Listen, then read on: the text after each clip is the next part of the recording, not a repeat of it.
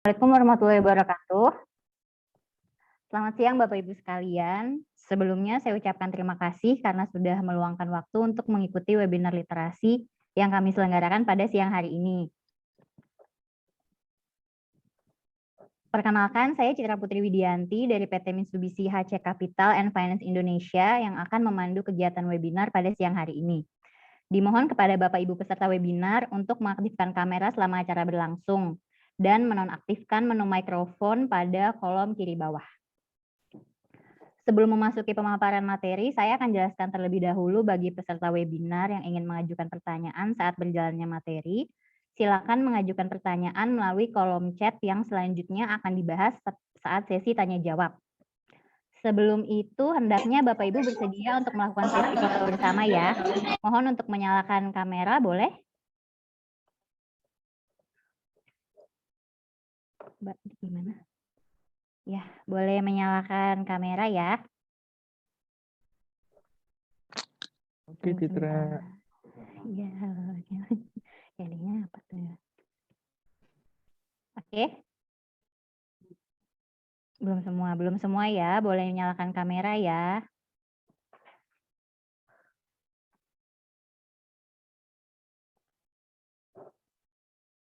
Belum semua. Boleh yang belum menyalakan kamera, nyalakan kamera boleh.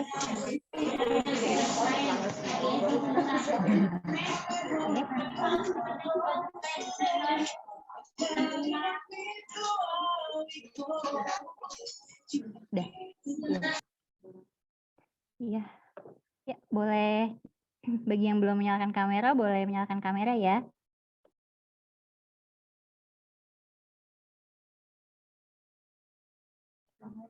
Ya. Oke, ini page pertama udah ada. Oke, saya fotonya 3 kali ya. Saya hitung dulu, 1, 2, 3. Oke.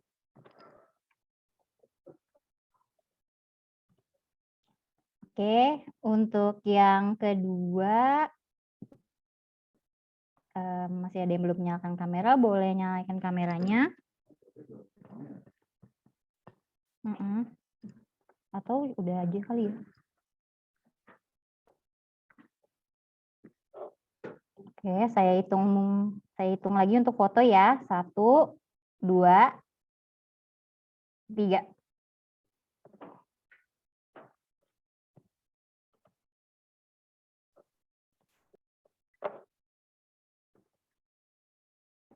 Maaf nggak bisa on kamera. Oke, nggak bisa on kamera nggak apa-apa. Yang terakhir foto ya.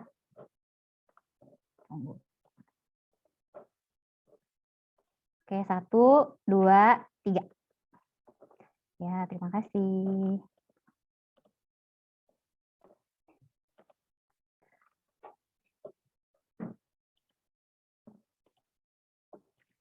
Oke, selanjutnya izinkan saya untuk memperkenalkan kedua pembicara pada hari ini. Yang pertama yaitu ada Bapak Agung Prima dari Risk Management Department. Dan pembicara yang kedua ada Bapak Rinto Gunawan dari Marketing Department.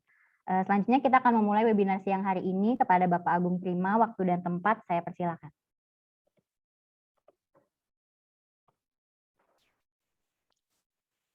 Ya, terima kasih Bu Citra atas introduksinya di awal.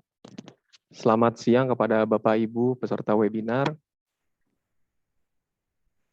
Halo, dengar ya? Oke.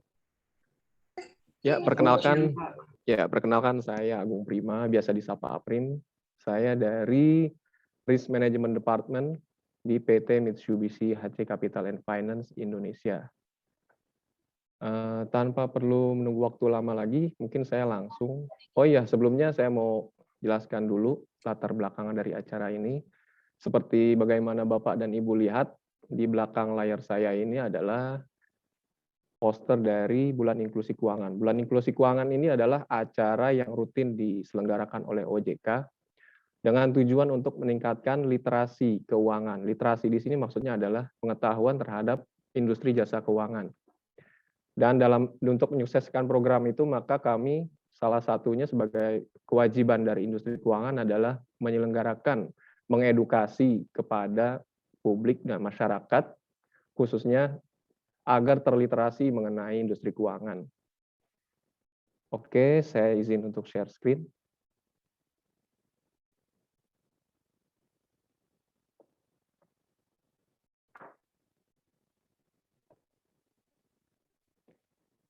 Ya, untuk tema untuk sesi kali ini sebenarnya ada 2 sesi. Yang pertama saya akan menjelaskan sedikit perkenalan dari perusahaan kami, yaitu PT Mitsubishi HC Capital and Finance Indonesia.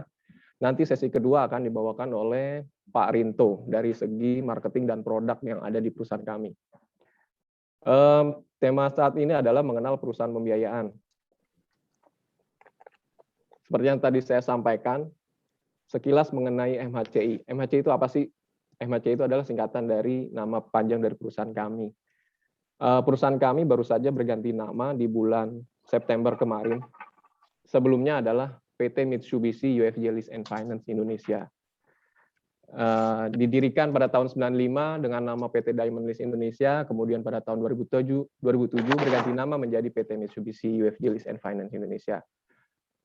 Pada September yang lalu, kita berganti nama dikarenakan pemegang saham mayoritas kami, yaitu Mitsubishi UFJ Lease and Finance Company Limited, telah merger dengan Mitsubishi HC Capital Incorporation yang ada di Jepang. Kami saat ini memiliki 2 cabang. Yang pertama adalah di Bandung, dan yang satu lagi ada di Surabaya. Yang di Bandung itu didirikan di 2017, sedangkan Surabaya 2014. Selanjutnya, apa sih industri jasa keuangan? Jenis industri jasa keuangan yang diatur dan diawasi oleh OJK atau Otoritas Jasa Keuangan, yaitu ada perbankan, perasuransian, pegadaian, perusahaan pembiayaan, yaitu perusahaan seperti yang sejenis dengan perusahaan kami, pasar modal, dana pensiun, dan yang terakhir adalah layanan pinjam-meminjam uang berbasis teknologi informasi atau fintech yang akhir-akhir ini ramai diperbincangkan. Selanjutnya, perusahaan pembiayaan. Kita masuk ke perusahaan pembiayaan. Apa sih perusahaan pembiayaan? Perusahaan pembiayaan itu adalah badan usaha yang melakukan kegiatan pembiayaan barang dan atau jasa. Definisi ini diambil dari ketentuan dari Peraturan OJK, yaitu Peraturan OJK nomor 35 tahun 2018 tentang perusahaan pembiayaan. Nah, karena saya background-nya adalah dari legal, maka untuk di sesi awal ini saya akan sedikit mengupas mengenai aspek peraturan maupun sedikit mengenai sekilas mengenai produk-produk apa saja, tapi tidak secara detail karena nantinya di sesi kedua akan dijelaskan oleh Pak Rinto. Jadi saya akan lebih ke pengenalan aja apa yang ada di perusahaan pembiayaan PT Mitsubishi HC Capital and Finance Indonesia. Selanjutnya, perusahaan kami ini berada di bawah naungan OJK.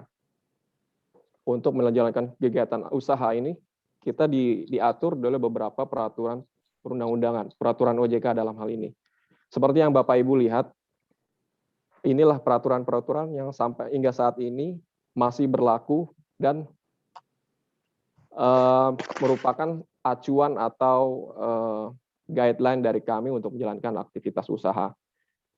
Dan Bapak Ibu juga bisa melihat dengan sedemikian banyaknya peraturan yang kita harus comply dan juga kita harus taati agar di kemudian hari dalam kita menjalankan aktivitas usaha tidak terkena sanksi maupun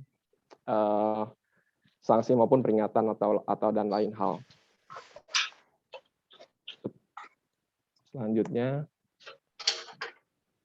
nah kegiatan usahanya apa aja yang ada di perusahaan kami ini? Satu lagi saya juga mau menekankan PT Mitsubishi HC Capital and Finance Indonesia ini mungkin berbeda ya Bu dengan perusahaan-perusahaan lain, atau mungkin yang sekarang saat ini lebih dikenal dengan leasing. Jadi kalau ada orang yang lihat kata finance nih, soalnya ini leasing nih. Nah, kita tidak seperti Adira atau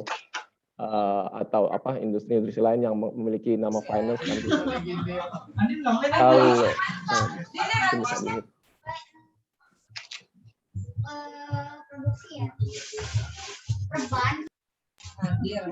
ya, oke, sudah di-mute ya.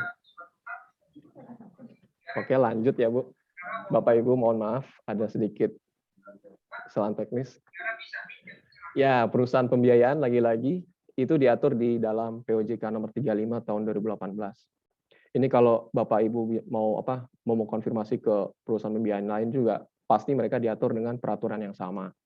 Cuma di kami ini adalah sedikit berbeda dengan yang lain. Dengan yang lain maksudnya kalau kami lebih fokus kepada pembiayaan korporasi. Pembiayaan korporasi maksudnya apa?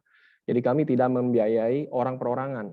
Beda dengan leasing yang Bapak Ibu mungkin kenal saat ini, seperti misalkan saya sebut salah satunya itu seperti Astra, Indomobil Finance, yaitu mereka banyak membiayai pembiayaan seperti contoh misalkan untuk konsumsi kendaraan bermotor roda 2, terus dan pembiayaan multiguna, mungkin ada yang butuh kredit untuk beli handphone segala macam. Nah, itu bukan core bisnis kami. Maksudnya kami itu bukan segmen kami. Jadi segmen kami adalah korporasi, dalam artian yang bisa kami biayai adalah perusahaan berbadan hukum. Seperti itu. Lalu ya ini seperti yang Bapak Ibu bisa lihat jenis-jenis pembiayaan atau aktivitas usaha yang bisa kita lakukan di sini.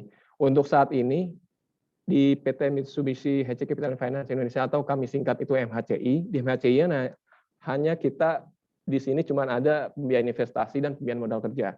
Untuk pembiayaan multiguna kita belum masuk ke arah sana. Karena untuk penambahan kegiatan usaha itu diperlukan izin OJK. Seperti yang di baris paling kanan itu, pembiayaan lain di sini dimungkinkan untuk perusahaan pembiayaan untuk memiliki jenis pembiayaan lain selain dari ketiga jenis pembiayaan ini, pembiayaan investasi, modal kerja maupun multiguna. Selanjutnya, Bapak Ibu kalau misalkan ada pertanyaan boleh nanti di kolom chat box atau bisa raise hand dan nanti pertanyaan-pertanyaan akan kami list out dulu dan akan dijawab pada sesi tanya jawab.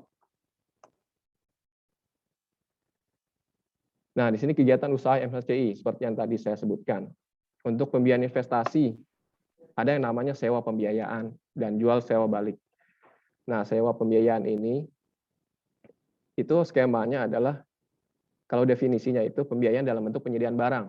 Penyediaan barang dalam artian misalkan ada customer kami butuh misalkan alat berat atau peralatan, perlengkapan misalkan mesin-mesin contohnya mesin industri misalkan untuk pengecoran logam, terus untuk instalasi apa, heavy equipment maupun machineries lainnya. Nah, itu prinsipnya adalah kami menyediakan barang-barang tersebut yang dibutuhkan customer. Jadi customer pertama-tama menghubungi suppliernya masing-masing di mana tempat barang yang mereka inginkan itu untuk dibeli. Lalu setelah mereka mendapatkan konfirmasi dari supplier, maka supplier itu akan kita kontak, lalu dari situ nanti kita akan proses pembiayaannya seperti misalkan berapa besar biayanya dan berapa security deposit yang akan dibayarkan, seperti itu. Kebalikannya dari sell and leaseback. Kalau sell and leaseback itu adalah barang itu pada prinsipnya sudah menjadi milik customer. Kalau customer di dalam perusahaan pembiayaan ini kami biasa sebut dengan lessee. Dan untuk perusahaannya sendiri atau kami disebut lessor dan lessee.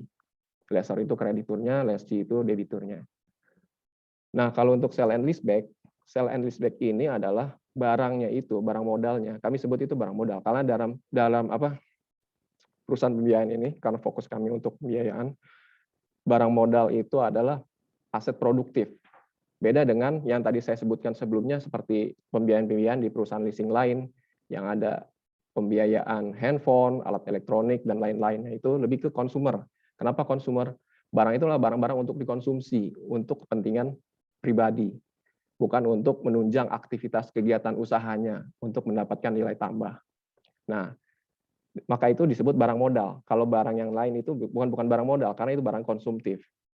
Jadi barang konsumtif dengan barang modal itu memiliki perbedaan. Nah, yang kami biayai adalah barang modal. Seperti tadi yang saya sebutkan, alat berat, machineries, dan truk-truk pengangkut misalkan untuk batubara, tambang, dan lain-lain. Nah, kalau saya jelaskan lagi, jadi sell and leaseback itu pembiayaan dalam bentuk penjualan suatu barang. Jadi sebenarnya barang itu pada awalnya sudah milik dari customer, misalkan. Jadi kalau jualan sewa balik ini, kalau boleh dibilang itu adalah pembiayaan kalau misalkan si customer itu butuh uang. butuh cash flow. Jadi dia butuh uang dalam waktu segera. Jadi dia menjual barangnya ke kita, tapi kita sewa pembiayaan lagi.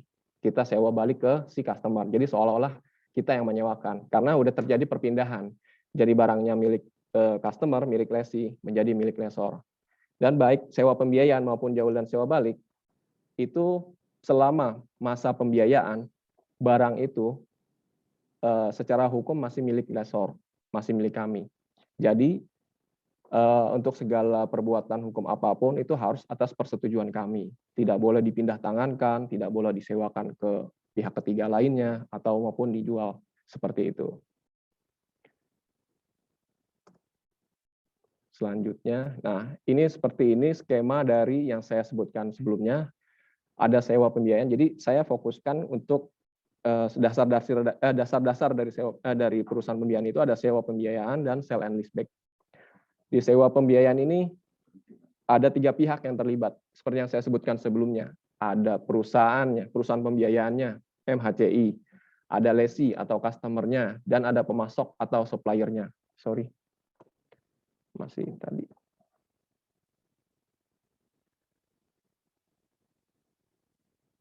Ya, masih yang ini ya. Jadi pertama-tama itu ada kontrak dulu, kontraktual perjanjian dulu dengan antara lesi dengan MHCI-nya. Jadi dituangkan dalam agreement setelah deal. Sebenarnya di balik layarnya pemasok itu udah ada hubungan dengan kontraktual dengan lesi sebenarnya. Jadi dia kontak pemasok untuk mendapatkan barang yang dia mau. Lalu lesi menghubungi kami atau mengajukan proses pembiayaan ke MHCI, lalu ada perjanjian jual belinya dengan pemasok, barang itu dikirimkan ke lesi, sebagaimana dan urutan yang disebutkan di dalam angka ini, dan ada kewajiban lesi setelah lesi itu ada kewajiban membayar setelah ada serah terima barang, dan kewajiban itu adalah pembayaran angsuran. Jadi seperti inilah kira-kira skema atau gambaran sederhana dari sewa pembiayaan. Selanjutnya untuk sell and leaseback atau jual dan sewa balik. Kenapa namanya jual dan sewa balik? Terms ini umum dimanapun, di negara lain juga seperti ini, di negara-negara di seluruh negara malah. Jual dan sewa balik karena apa? Pada prinsipnya itu seperti yang tadi saya utarakan sebelumnya. Pada prinsipnya barang itu adalah milik lesi. Kemudian dia jual ke kami sehingga dia memperoleh uang hasil penjualan tersebut. Dengan tentunya dengan harga taksiran yang sudah disepakati. Nah, setelah ada peralihan barang dari lesi ke MHCI, maka ada lagi kontraknya nih SLB, Sell and Leaseback Agreement yang harus ditandatangani oleh lesi. Jadi seolah-olah MHCI itu adalah menyewakan kembali barang milik lesi, yang di mana barang tersebut sudah beralih menjadi milik MHCI. Seperti itu. Dan untuk jual dan sewa balik ini hanya melibatkan 2 pihak, yaitu MHCI dan lesi, dan tidak ada campur tangan supplier atau pemasok. Karena pada prinsipnya hanya terjadi perubahan kepemilikan antara lesi dengan MHCI. Seperti itu. Nah, karena saya sempat menyinggung barang modal itu apa sih? Barang modal itu sendiri diatur di dalam pasal 1B, KMK itu Keputusan Menteri Keuangan nomor 1169 tahun 1991. Dan peraturan atau regulasi ini masih berlaku hingga sekarang. Dan berlaku untuk seluruh perusahaan pembiayaan. Barang modal yang disebutkan di dalam ketentuan ini itu adalah aktiva tetap. Aktiva tetap di sini maksudnya asetnya, aset barang-barang bergerak maupun tidak bergerak yang mempunyai masa manfaat lebih dari 1 tahun. Nah, masa manfaat ini adalah sifatnya taksiran, jadi nanti akan di-appraise biaya penyusutannya dan segala macam, dan digunakan untuk mendapatkan nilai tambah, memperlancar produksinya atau distribusi barang dan jasa dari customer yang bersangkutan. Seperti itu. Maka itu kenapa barang modal ini beda dengan barang konsumtif yang seperti saya sebutkan sebelumnya. Kalau barang konsumtif itu barang-barang yang bisa kita gunakan sehari-hari yang sifatnya bukan untuk mendapatkan nilai tambah, lebih kepada konsumsi, lebih kepada konsumtif. Sehingga barang modal dan barang konsumsi itu berbeda. Gitu. Selanjutnya. Nah, apa sih keuntungan dari sewa pembiayaan? Berikut ini adalah beberapa keuntungannya. Salah satunya fleksibilitas. Fleksibilitas dalam artian fleksibel, kita bisa mengatur cash flow atau mengatur skema pembayarannya, dan juga dari segi tarif dan fee-nya juga relatif murah. Terus juga kita bisa menghemat dari sisi perpajakan badan ya, pajak badan dalam khususnya. Terus pembiayaannya juga kita bisa atur karena di sini ada namanya istilahnya security deposit atau DP. Terus prosesnya juga cepat, tidak membutuhkan waktu lama. Beda halnya dengan kalau kita bandingkan dengan industri lain seperti bank. Kalau misalkan butuh kredit bank, mungkin kita harus melalui banyak tahapan, proses, dokumentasi, dan lain-lainnya. Terus juga adanya hak opsi. Nah, kalau untuk jika kita mengajukan pembiayaan, di perusahaan pembiayaan itu ada namanya hak opsi. Hak opsi itu apa sih? Nah, hak opsi itu diatur, kalau di sini disebutkan lagi, di pasal 8 ayat 2 itu, selama berlakunya perjanjian sewa pembiayaan, jadi selama si customer itu terikat, maksudnya masih berhutang kepada perusahaan pembiayaan, maka kepemilikan barang, baik dari skema finance lease dan sell and lease back, itu sepenuhnya berada pada lessor sampai akhir masa pembiayaan. Nah, begitu memasuki tahap masa akhir sewa pembiayaan, timbullah hak opsi. Begitu misalkan akhir masa sewa pembiayaan itu maksudnya udah angsuran terakhir, jadi timbullah hak opsi. Hak opsi itu akan timbul di akhir masa pembiayaan. Nah, hak opsi itu adalah pilihan untuk customer. Apakah satu, memperpanjang masa sewanya atau membeli barang modal. Jadi dia dimungkinkan untuk memperpanjang masa sewa. Nah, pada saat inilah diberikan pilihan, karena sebenarnya hak opsi ini jarang terjadi untuk memperpanjang masa sewa. Karena biasanya hak opsi dari customer itu selalu dengan membeli barang modal. Jadi barangnya itu menjadi miliknya. Seperti itu. Hak opsi ini berlaku pada skema finance lease, tidak untuk sell and lease back. Seperti itu.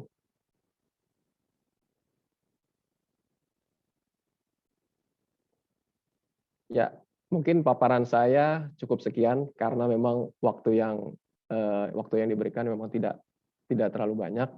Mungkin kalau ada yang mau bertanya atau memberi masukan atau saran, dipersilakan. Saya kembalikan waktu dan tempatnya kepada Bu Citra selaku moderator. Terima kasih. Ya, terima kasih Pak Agung Prima untuk penyampaian materi sesi pertama. Selanjutnya kami buka sesi tanya jawab pada para peserta training. Kalau ada yang ingin bertanya boleh lewat chat box atau menekan menu raise hand. Tunggu, kok nggak kelihatan. Oke, dengan Bu Kurnia Nur Maulidiah. Ya, sudah di-unmute. Selamat siang Bapak Ibu sekalian. Di sini saya mau menanyakan terkait dengan pengalaman dari MHCI sendiri dengan perusahaan BUMN gitu ya. Apakah yang pertama ada dengan Halo? Koneksi ya. Bu Kurnia, koneksinya kurang stabil.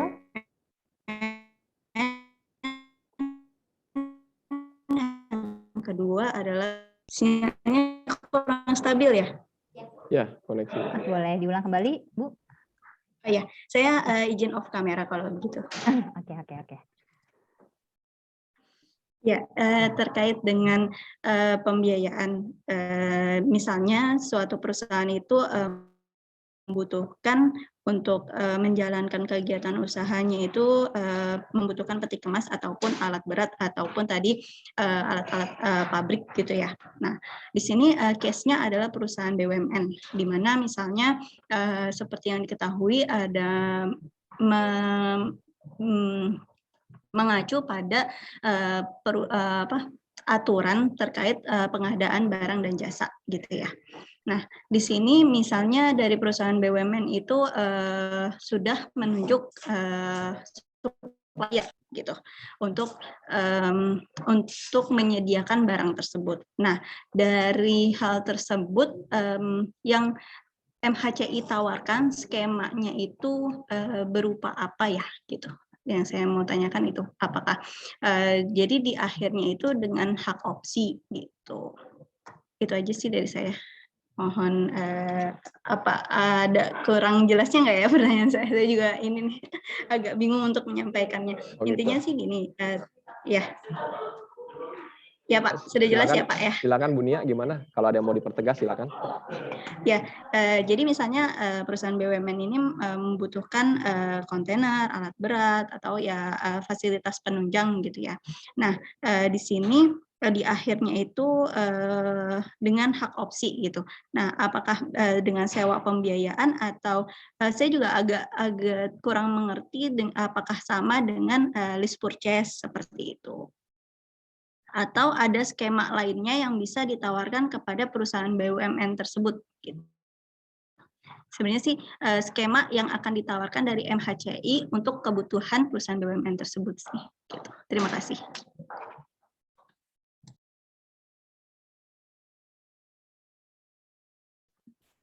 Oke, Bu Nia, terima kasih atas pertanyaannya. Saya izin untuk menjawab.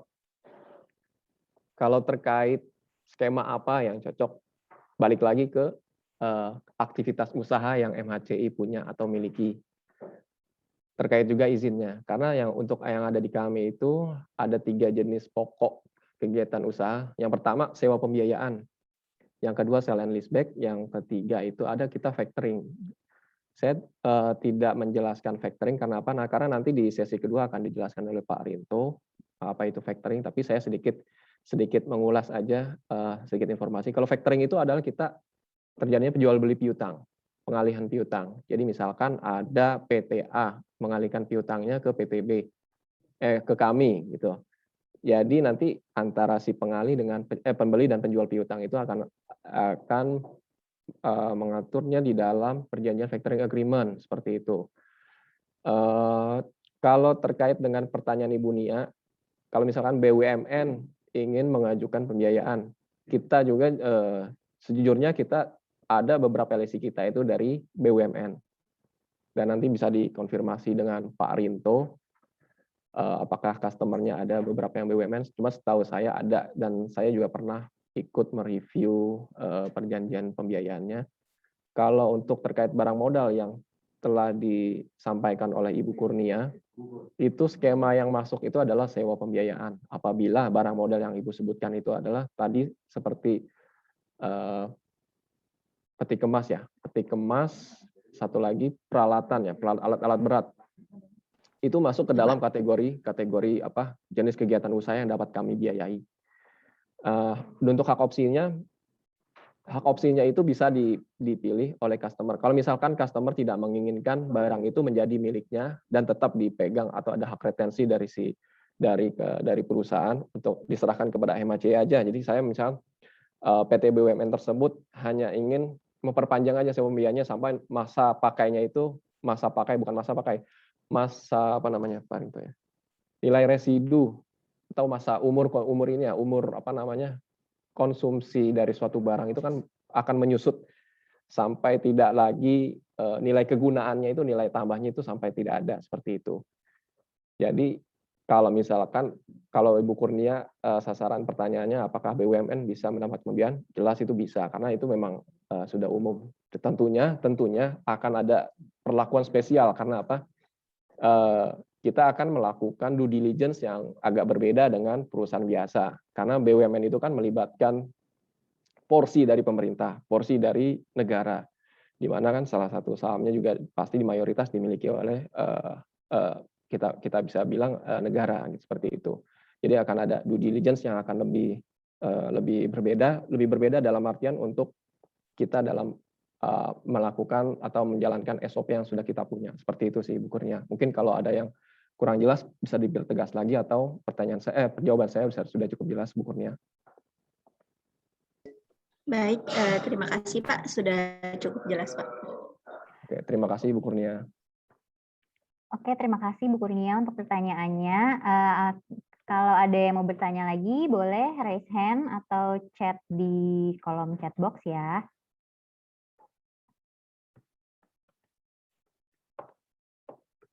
Nah, ini ada pertanyaan dari Ibu Spika Yona Utoyo. Saya bacakan ya. Selamat siang, mau tanya apakah MHCI dapat membiayai perusahaan properti dan developer, misalnya membiayai tanah. Terima kasih. Terima kasih Bu Spika. Silakan Pak Agung Prima. Ya, terima kasih Bu Siska. Bu Spika, sorry, maaf, Bu Spika.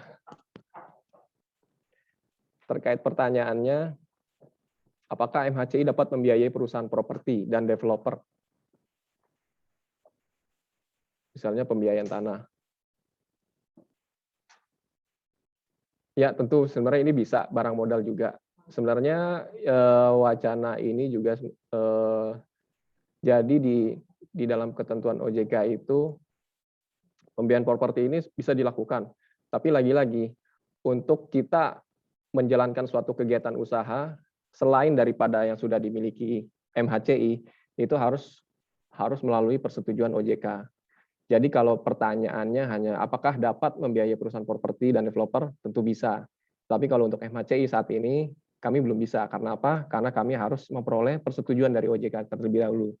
Karena salah satunya untuk masuk ke kegiatan usaha baru itu kita butuh yang pertama salah satunya adalah SDM-nya. Harusnya menguasai mengenai bidang properti dan pertanahan. Dan yang kedua, prasarana seperti kita harus sudah punya template dari agreement seperti apa pengaturannya. Karena itu dipersyaratkan oleh OJK terkait dengan perlindungan konsumen. Jadi hak dan kewajiban dari masing-masing pihak dari lesi dan lesor itu harus semua terangkum di dalam perjanjian pembiayaan. Seperti itu, Bu. Jadi kalau pertanyaannya bisa atau tidak dibiayai, jelas bisa. Terima kasih. Oke, sudah oke jawabannya ya Bu Spika. Terima kasih. Ya, jika masih ada yang mau bertanya, boleh silakan raise hand atau chat di menu chat box.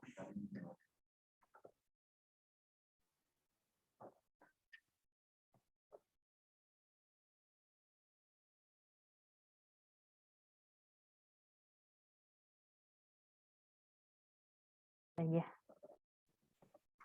Oke, jika sudah tidak ada pertanyaan mengenai materi dari Pak Agung Prima, saya sudahi untuk materi dari Pak Agung Prima ya. Terima kasih untuk pemaparan materinya Pak Agung Prima. Ya, terima kasih Bu Citra, terima kasih semua partisipan. Selanjutnya kita akan memasuki penyampaian materi kedua. Saya persilahkan kepada Bapak Rinto Gunawan untuk langsung menyampaikan materinya. Terima kasih. Ya, terima kasih Bu Citra. Selamat sore semuanya Bapak-bapak, Ibu-ibu. Terima kasih masih mengikuti webinarnya. Perkenalkan, nama saya Rinto. Saya akan membawakan tentang MHCI-nya untuk company-nya. Diharapkan dari Bapak-bapak, Ibu-ibu lebih mengetahui tentang MHCI, produk kami, terus grup kami, dan prosedur leasingnya kayak gimana, itu bisa lebih menambah wawasan ya. Oke, saya akan share screen.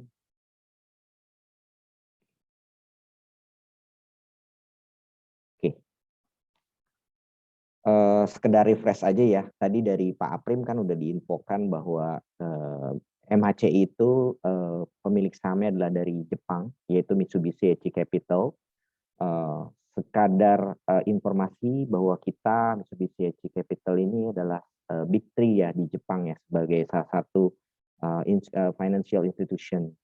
Dan pemiliknya itu, shareholdernya bisa dilihat bahwa salah satunya adalah Mitsubishi Corporation, Mitsubishi UFJ Financial Group, Hitachi, MUFG Bank, Master Trust Bank. Jadi untuk besarnya itu kita udah bisa bayangin kalau ya kita salah satu Big Three lah di Jepang. Oke. Ini untuk MHCI sendiri, alamat kita itu ada di Gedung Mid Plaza 2. Kemudian kita sudah berdiri dari sejak 95. Oke.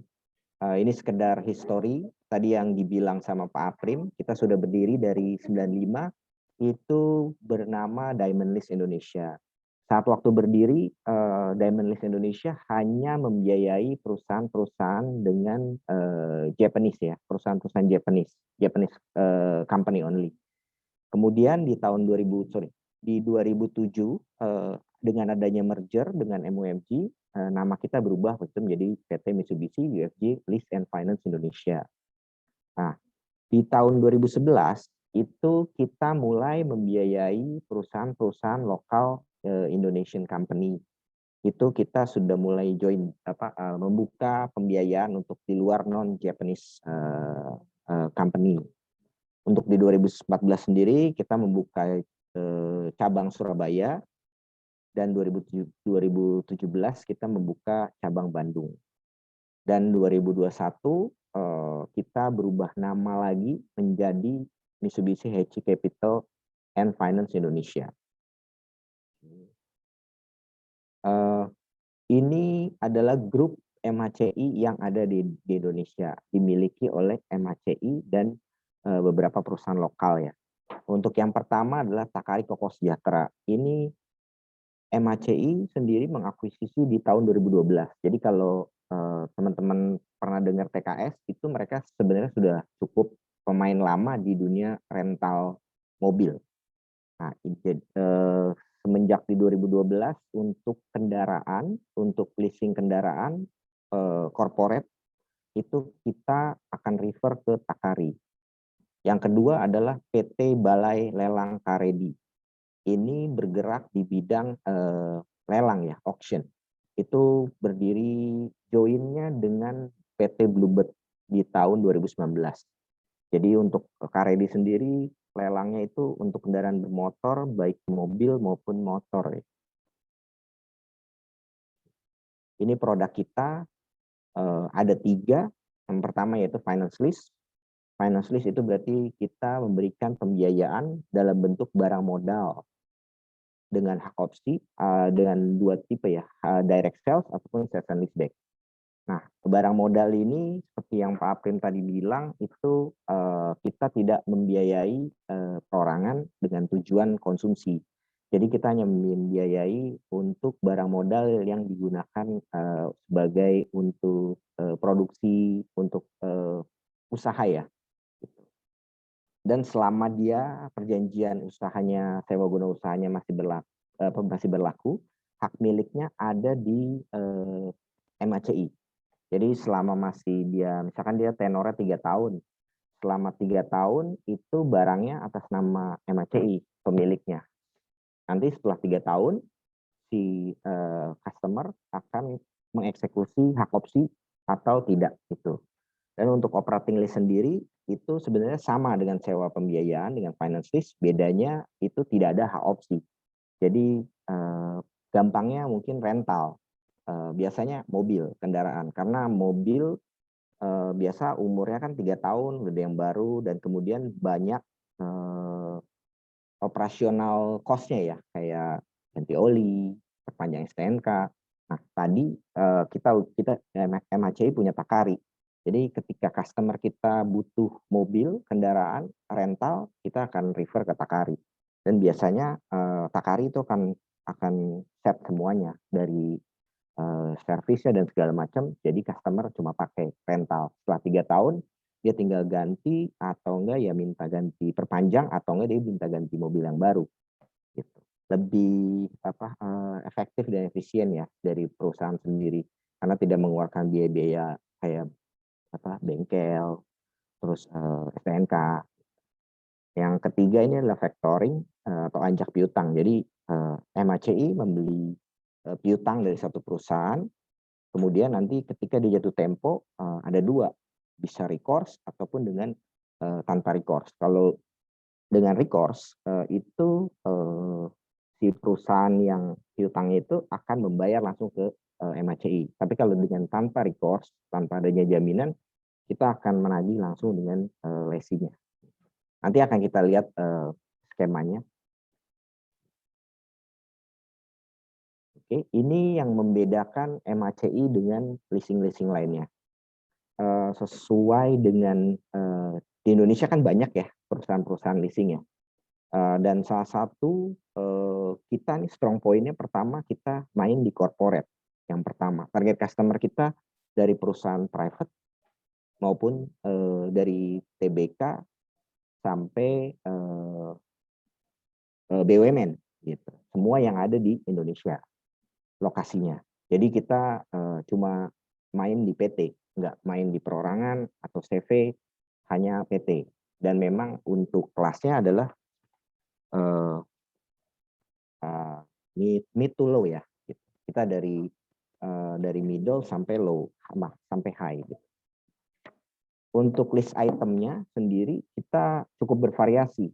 Selama saya ada di sini di marketingnya, kita biayai dari heavy equipment, berbagai macam heavy equipment, mesin-mesin produksi ya, bisa mesin printing, bisa mesin paper mesin, paper tissue mesin, atau enggak corrugated box maker, ataupun IT equipment. Jadi kayak seperti data center, server, kayak gitu kita akan biayai. Yang ketiga, bunga kita cukup kompetitif di pasar ya. Kalau dibandingkan dengan kompetitor lain, MHCI itu kita untuk aset perusahaan leasing 5-10 triliun itu kita masuk di Big Three. Jadi untuk bunga sesuai dengan pangsa pasarnya kita sangat kompetitif lah dibandingkan dengan leasing lain. Dan kemudian limit plafonnya sendiri itu dari $2 juta sampai USD 25 juta untuk grup. Jadi cukup besar dibandingkan dengan leasing lain. Kemudian yang keempat, baik lagi karena kita pangsa pasar itu kebanyakan company ya, term and condition kita bisa fleksibel dari yang tenornya dari 2 sampai 5 tahun, list itemnya pun kita bervariasi, kita nggak fokus ke satu list item. Mungkin kalau leasing lain ada yang fokus ke heavy equipment, tapi kalau kita open selama company-nya dalam secara finansial tuh bagus dan memang sesuai dengan kebutuhan mereka.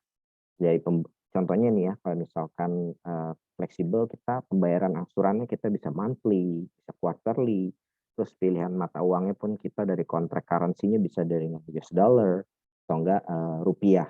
Jadi sesuai dengan pendapatan mereka. Berikutnya ini salah satu beberapa customer dari MHCI sendiri ya. Kita udah masuk ke berbagai industri dari construction, cable company, atau enggak IT kayak Telkom Group, atau enggak di paper. Terus kemudian kita juga di BUMN seperti Wika atau PP. Itu kita udah punya hubungan baik dengan mereka dan mereka salah satu main customer kita. Oke, berikutnya untuk dokumentasi. Jadi kalau misalkan lesi, misalkan customer pengen leasing itu butuh apa aja sih sebenarnya? Nah, ini yang pertama dari legal dan dokumen finansialnya. Yang pertama secara legal kita harus jelas semua lengkap berbadan hukum. Jadi kayak fotokopi akte dan segala macam kelengkapannya, NDA, NIB, SIUP, SKDP, NPWP, kemudian KTP BOD-nya, direksinya, semua harus sudah lengkap. Dan kemudian untuk keuangan sendiri kita lebih prefer untuk perusahaan yang sudah memiliki laporan keuangan. Minimum tuh 4 tahun terakhir. Karena kita lebih banyak TBK company, jadi lebih gampang ya untuk dapetin. Karena kan mereka open untuk laporan keuangan. Dan biasanya untuk mid itu biasa laporan keuangan plus dengan bank statement. Kemudian dengan daftar aset yang akan dileasingkan. Apa aja mereka mau butuh apa. Itu biasanya kita minta untuk nanti kita sebagai marketing akan bikin reportnya. Oke, berikutnya, kemudian ini pihak-pihak yang berhubungan dengan leasing ya, maksudnya untuk dalam proses tuh nama-namanya kayak lesi. Lesi itu perusahaan atau perorangan yang menggunakan barang modal pembiayaan dari perusahaan pembiayaan. Jadi ini customer. Kalau bahasa itunya customer ya, tapi kalau di perjanjiannya itu namanya lessee. Sedangkan kami MHCI sendiri adalah lessor yang memberikan jasa pembiayaan. Dan selama masa tenor leasingnya itu lessor adalah pemilik barangnya. Kemudian yang kedua itu supplier, itu adalah pihak yang menyediakan barang untuk dijual. Biasa bisa juga dealer atau supplier mesin segala macam itu masuk di situ. Kemudian bank ini secara nggak langsung karena secara pendanaan perusahaan leasing itu mendapatkan dana dari bank. Kita dapat fund-nya dari bank. Oke, di sini proses persetujuan leasing itu yang pertama ini dengan catatan kita udah dapat deal-nya ya. Berarti udah dapat deal-nya, udah deal, udah oke. Itu kita butuh data, sama data keuangannya, data legalnya diserahkan ke tim marketingnya nih untuk diproses lebih lanjut. Kemudian biasanya untuk biar manajemen sesama manajemen dari MHCI juga mengetahui bahwa ini adalah siapa customer-nya dan segala macam, itu biasanya kita ada manajemen interview atau manajemen meeting dan survei ke lokasi. Cuma mungkin selama pandemi ini banyak manajemen interview dilakukan via online ya. Kemudian setelah itu biasanya kita marketingnya akan membuat report. Jadi dianalisa keuangannya, kemudian kondisi mereka sesuai apa enggak, apakah mereka misalkan contohnya mereka butuh alat produksi untuk meningkatkan kapasitas produksinya, apakah benar apa enggak, itu kan bisa dilihat ya kondisinya gimana, apakah mereka secara keuangan sudah lumayan ketat atau memang mereka bisa kita kasih lagi, itu kita lihat di sini. Ini untuk mencegah terjadinya over investment dan pada akhirnya jadi kredit macet gitu. Kemudian jika semuanya sudah lancar itu biasanya udah oke, semua reportnya sudah di-approve, itu biasanya nanti kita akan proses tanda tangan leasing. Dari situ biasanya kita akan lanjut nanti misalnya disbursement. Setelah itu si lessee akan membayar angsuran setiap bulan. Gitu. Ini kalau bapak-bapak ibu-ibu yang masih mau tanya nanti dulu mungkin bisa ditulis, nanti saya akan coba jawab nanti setelah selesai ini. Oke. Ini contohnya ya, contohnya tadi mungkin udah ada di Pak Prim, tapi saya coba gambarin lagi gitu. Jadi misalkan si lessee, misalkan lessee ini dia butuh barang modal, misalkan kita anggapnya alat berat ya. Dia yang pertama itu biasanya mereka akan kasih tahu nih kita lessor si MHCI, mereka akan butuh pengadaan barang karena mereka dapat kontrak kerja dari PT tertentu. Nah, dan biasanya di saat yang sama si lessee ini sebenarnya dia udah pilih si suppliernya, gitu. Suppliernya misalkan dia beli mesin di mana, gitu. Jadi itu berbarengan. Jadi ketika kita marketing akan bikin reportnya, kita udah tahu mesinnya di mana, bayar belinya di mana, nanti penggunaannya di mana, itu kita udah tahu, udah cukup lengkap. Jika sudah di-approve, itu biasanya si lessee-nya itu akan membayar pembayaran pertama yang berupa security deposit, uang leasing pertama jika advance payment, jika in arrear berarti nanti, kemudian biaya administrasi, kemudian premi asuransi. Karena selama barang leasing itu barang leasing itu yang dijaminkan harus ada polis asuransi sebagai keamanan lah. Jadi kalau terjadi apa-apa itu perusahaan asuransi akan mengganti jika terjadi apa-apa gitu. Misalkan kecelakaan, misalkan heavy equipment-nya jatuh atau gimana yang nggak bisa dipakai, itu perusahaan asuransi akan membayar kami MHCI gitu.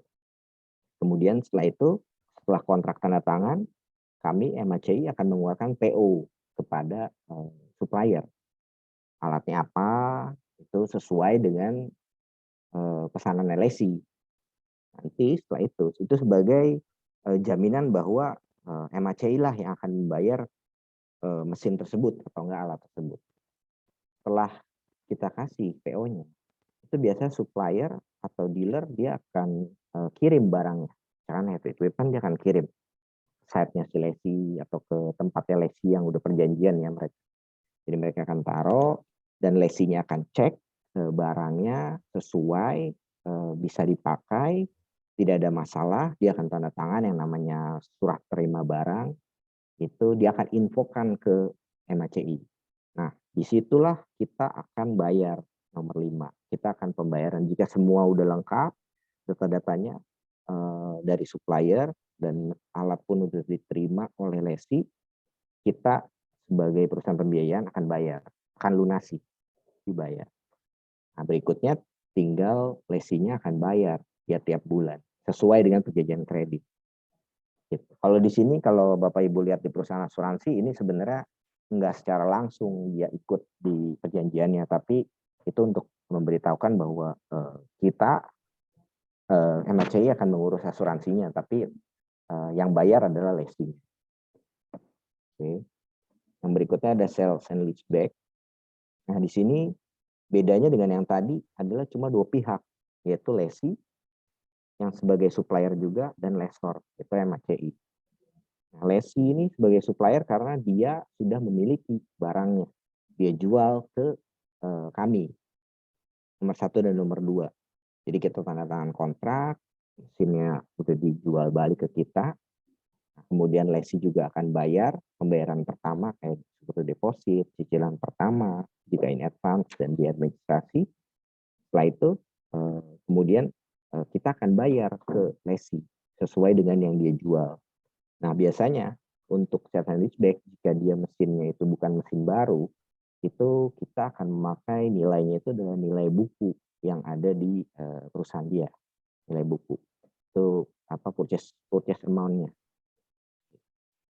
Dari situ si lesi dia akan bayar langsung pembayaran bulanan kan.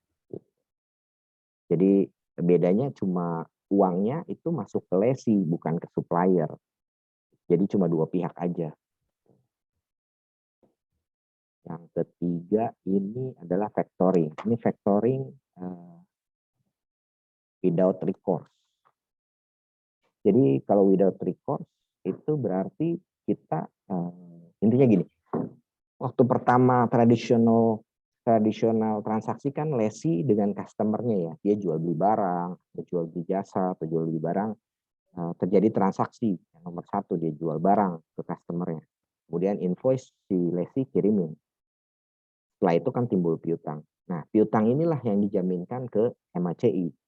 Gitu.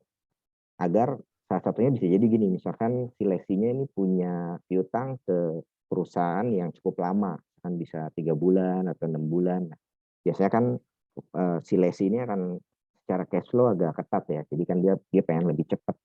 Nah, dia jaminin piutangnya ke MACI untuk dapetin pembayaran lebih cepat. Yang ditambah kita akan kasih margin. Maksudnya margin itu keuntungan untuk kami MACI.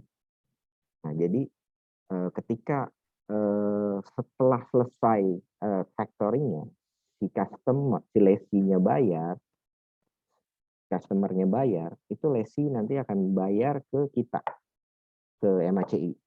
Kita nggak punya hak untuk tagih langsung ke customernya, customer lesi. Itu without recourse ya. Jadi resikonya jika si customernya nggak bayar, itu kita nggak lesinya nggak bayar, kita nggak bisa tagih ke customernya. Gitu, itu cukup ada risiko di situ. Jadi memang harus diperhitungkan dengan baik itu customernya siapa. Yang berikutnya itu with recourse. With recourse ini bedanya kita MACI kita punya hak untuk tagih ke customernya si lesi. Sebenarnya sih lebih aman ya secara kalau dilihat dari sistemnya bahwa ketika terjadi transaksi antara lesi dengan customer lesi, kemudian piutangnya dijaminkan ke kami, itu ketika jatuh tempo kita bisa tagih langsung ke customer lesi. Gitu. Jadi kalau customer lesinya mungkin customer lesinya nanti kita tinggal tagih. Jadi mencegah bahwa uangnya dari misalkan si customer lesi bayar ke lesi tapi tidak dibayarkan ke kita itu lebih berkurang gitu. Tapi masing-masing ada plus minusnya dan itu secara analisa nanti akan lebih dalam ketika kita dapat customer-nya. Kita nggak bisa langsung yang ini harus with recourse atau without recourse. Oke. Ini term and condition-nya dari finance lease sendiri. Ya, skemanya pertama direct lease, sale and leaseback, objeknya itu movable properties, kemudian kontraknya, prinsipalnya itu biasanya purchase price atau book value, jangka waktunya bisa 2-5 tahun, payment list-nya itu bisa kita bervariasi, itu bisa equal atau unequal, kemudian currency-nya juga bisa 2, IDR atau US dollar, kemudian interest rate-nya kita bisa offer di floating atau di fix, kemudian security deposit, ada security deposit yaitu security deposit ini yang tadi dibayarkan ke MHCI ketika masa periode berakhir itu akan menjadi option price-nya si lessee untuk membeli. Jadi biasanya kalau yang terjadi di MHCI itu rata-rata semua customer kita akan mengexercise hak opsinya mereka. Jadi ketika masa periode berakhir, mereka akan memiliki alatnya.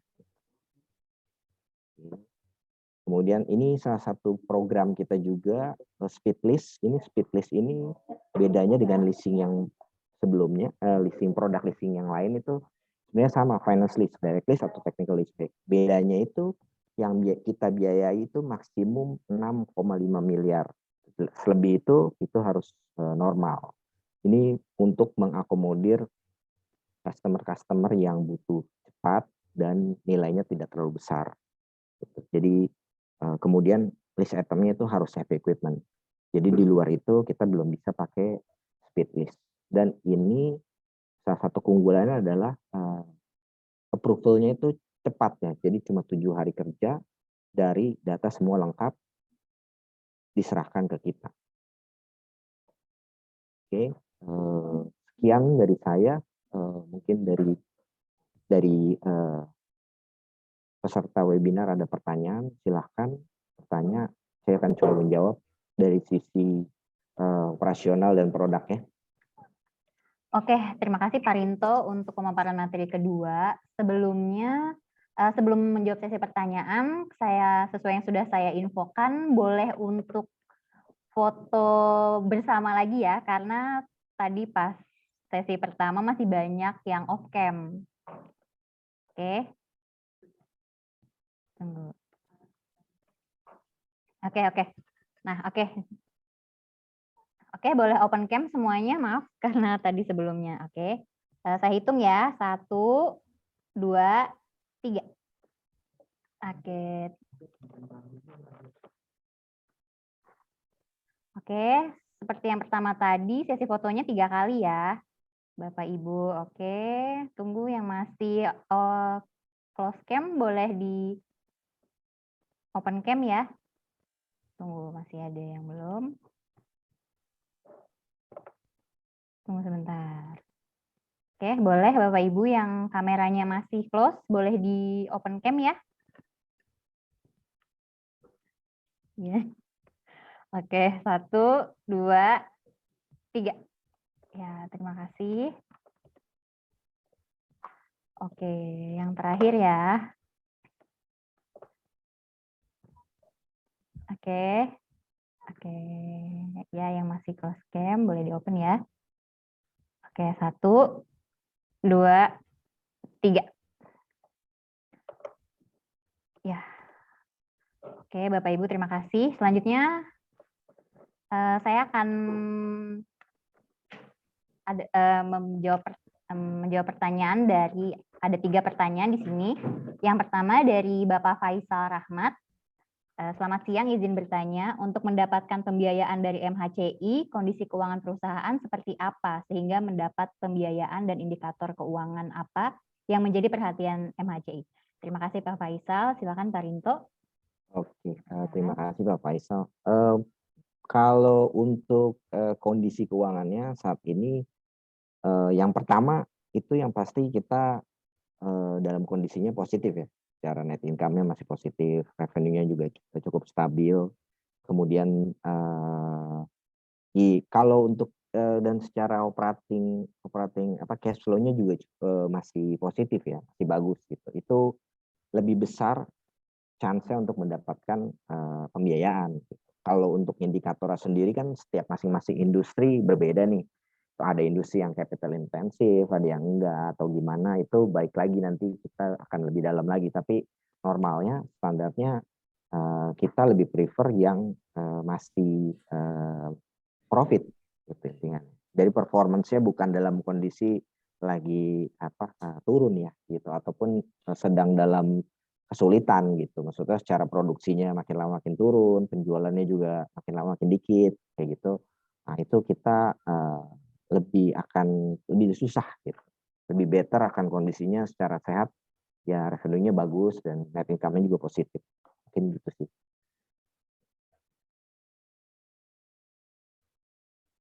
Ya, Bu Citra. Oke, terima kasih Pak Rinto. Untuk Pak Faisal, apa sudah oke jawabannya? Atau masih ada yang ingin ditanyakan lagi? Ya, kayaknya sih sudah oke ya. Untuk pertanyaan selanjutnya dari Pak Darwin Marasi Situngkir. Mohon izin bertanya, apakah kedepannya MHCI berencana masuk lantai bursa atau IPO? Terima kasih. Saya sebagai marketing, saya tidak punya akses informasi sampai situ sebenarnya.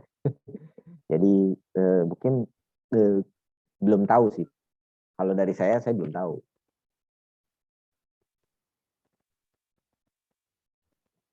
Oke. Ya, terima kasih Pak Rinto untuk jawabannya ya. Nah, nih ada lagi. Banyak nih pertanyaannya nih Pak, lumayan. Dari Pak Triwidayanto. Selamat siang Pak Rinto, izin bertanya. 1. Apabila terdapat lesi MHCI menyatakan atau dinyatakan pilot, bagaimana proses penyelesaian? Apakah tetap melibatkan kurator? Karena sebagian besar lesi tidak menggunakan satu lembaga pembiayaan. 2. Dalam situasi pandemi seperti saat ini, segmen lesi apa yang tetap memiliki prospek bisnis bagus di MHCI? Terima kasih. Terima kasih Pak Triwidayanto atas pertanyaannya ya. Silakan Pak Rito. Mungkin kalau nomor 1, berdasarkan pengalaman kita akan mengikuti prosesnya ya, gitu. Tahu saya Pak Prim, kalau itu kita akan mengikuti prosesnya dari pengadilan gimana, segala macamnya itu kita ngikutin. Terus untuk nomor 2, pandemi sekarang, segmen lesi yang tetap memiliki prospek bisnis yang bagus.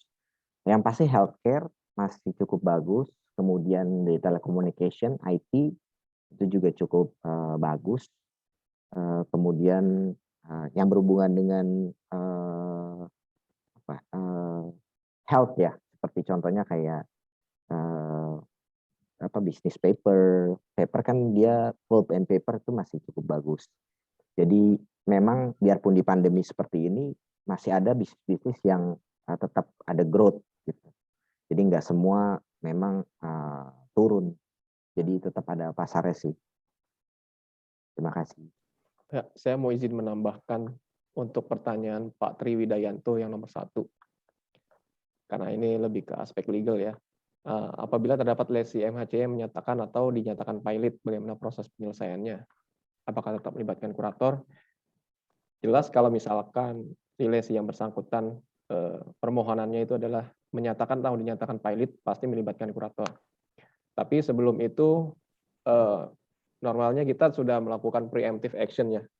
Kalau di MHCI ini kita selalu memantau setiap lesi kita itu melalui website SIPP. SIPP itu adalah website yang dimiliki oleh pengadilan negeri di seluruh Indonesia, utamanya di kota-kota besar. Karena terkait pilot, kalau proses pilot itu ada wewenangnya itu di bawah pengadilan niaga masing-masing wilayah. Nah, dari SIPP itu kita bisa lakukan by searching. Kita masukkan keyword, misalkan PT kita itu kita mau mantau misalkan ada informasi PT ABC. Kita klik di website SIPP, nanti itu akan kita pilih daftar perkara perdata khusus. Perdata khusus itu adalah PKPU dan kepailitan. Nah, apabila kita tidak kita temukan, berarti fine-fine aja terhadap perusahaan tersebut. Tetapi kalau misalkan keluar muncul inquiry, maka kita ikuti prosesnya. Karena biasanya itu informasi itu juga menjelaskan tahapan-tahapan maupun jadwal-jadwal persidangan dari perkara yang sedang dimohonkan. Contohnya misalkan ada kalau di setiap perkara baik PKPU maupun kepailitan itu ada namanya rapat kreditor pertama. Dan normalnya kita selalu menjadi pihak termohon. Pihak termohon maksudnya bukan kita yang aktif memohonkan perkara baik itu PKPU maupun kepailitan, tapi seringnya itu adalah kreditur lain yang memohonkan perkara PKPU maupun kepailitan terhadap salah satu customer kami. Jadi ibaratnya kita itu menjadi kreditur ikutan gitu. Karena karena debitur yang bersangkutan itu sedang dimohonkan pilot, maka kita menjadi kreditur ikutan gitu, bukan kreditur yang aktif. Dan tentunya kalau pada proses pilotan itu maka melibatkan kurator. Lain halnya kalau misalkan yang dimohonkan itu adalah PKPU atau penundaan kewajiban pembayaran utang. Kalau misalkan yang dimohonkan adalah PKPU, maka pihak yang terlibat adalah tim pengurus. Jika masuk ke kepailitan, maka disebutnya timnya kurator yang untuk menyelesaikan atau menjadi penengah dari perkara kepailitan tersebut. Seperti itu mungkin jawaban dari saya. Terima kasih Pak Tri Widayanto, semoga bisa menjawab. Oke, terima kasih Pak Agung Prima atas penambahan jawabannya. Oke, selanjutnya ada pertanyaan dari Bu Astari Priyandani Putri. Selamat siang, tadi diinfokan bahwa di tahun 2021 ini perusahaan baru berganti nama menjadi PT MHCI. Apa bisa dijelaskan sedikit alasan perubahan ini dan apa ada dampak besar terhadap struktur, arah kebijakan, atau bisnis planning perusahaan ke depannya? Terima kasih Bu Astari, silakan Pak Rinto untuk menjawab. Maaf Bu Citra, mungkin ini juga masih relate juga ya pertanyaannya, karena saya kebetulan in charge untuk masalah pergantian nama ini. Oke, silakan Pak Agung. Ya, izin bantu menjawab. Ya. Kepada Bu Astari, terima kasih atas pertanyaannya. Ya, memang baru saja kita selesai berganti nama ya secara resmi di bulan September. Alasan perubahannya itu karena kami mengikuti karena terjadinya tindakan hukum perseroan terhadap pemegang saham kami, yaitu PT Mitsubishi UFJ Finance Company Limited. Karena di sana di Jepang PT Mitsubishi UFJ Lease and Finance Company Limited itu merger dengan Mitsubishi Capital Incorporation yang ada di Jepang. Sehingga instruksi dari pusat itu menginstruksikan kepada seluruh subsidiaries overseas yang ada di seluruh dunia untuk juga berganti nama menjadi MHCI. MHC atau Mitsubishi HC Capital. Karena untuk di Indonesia sendiri karena pengaturannya khusus oleh OJK untuk pergantian nama itu harus tetap mengakomodir kata finance. Jadi kita nggak boleh menghilangkan finance karena kita bergerak di bidang pembiayaan atau finance. Seperti itu. Jadi alasannya sebenarnya bukan tidak ada. Alasannya karena ada tindakan hukum perseroan di Jepang tersebut terhadap pemegang saham kami. Kalau untuk arah kebijakan atau business planning,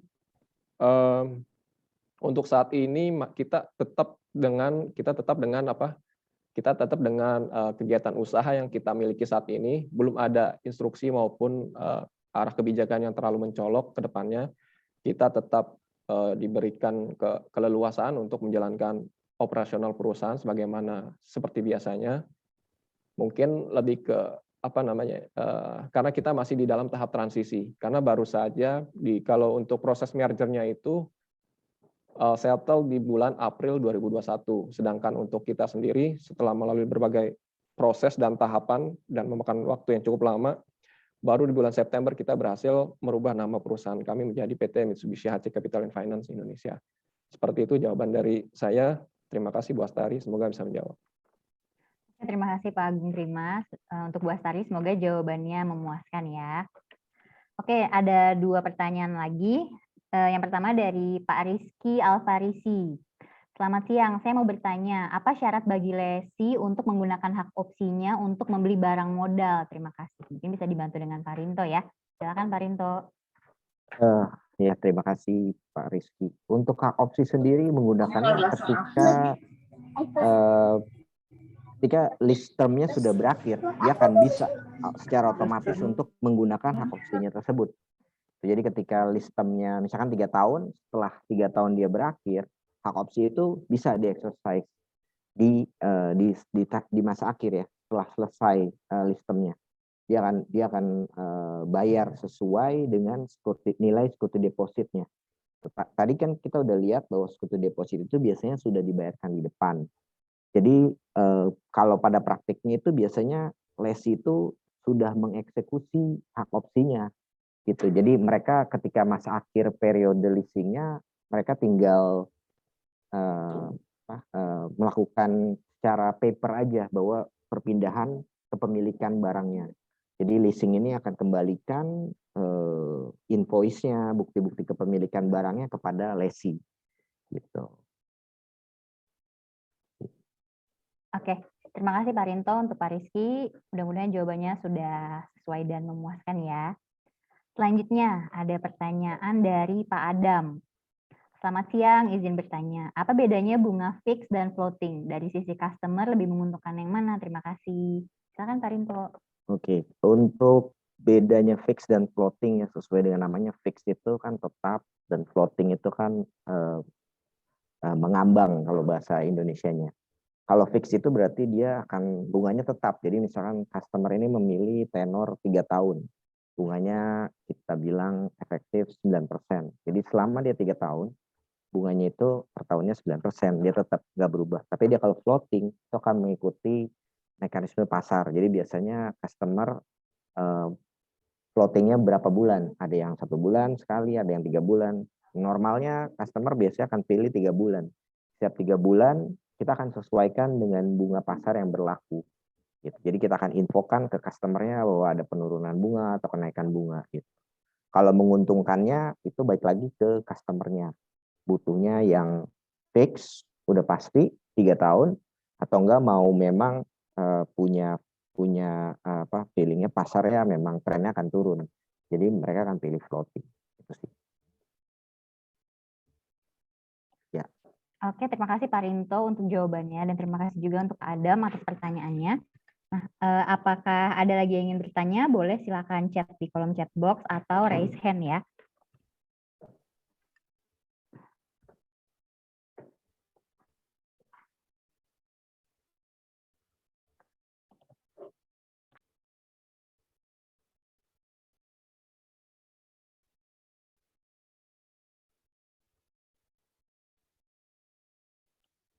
Oke, bagaimana? Apakah ada lagi yang mau bertanya?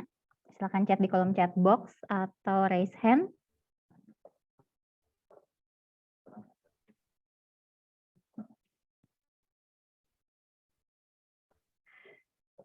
Oke, sepertinya sudah tidak ada lagi yang mau bertanya ya. Oke, saya rasa sudah cukup untuk sesi webinar hari ini untuk Bapak Ibu hadirin sekalian. Terima kasih karena telah berpartisipasi dalam webinar hari ini. Terima kasih juga kepada Pak Agung Prima dan Pak Rinto selaku pembicara pada hari ini. Ya, oke, semoga webinar ini dapat memberikan inspirasi dan manfaat bagi kita semua. Oke, saya sudahi webinar kami hari ini. Terima kasih, selamat sore, dan wassalamualaikum warahmatullahi wabarakatuh. Waalaikumsalam. Terima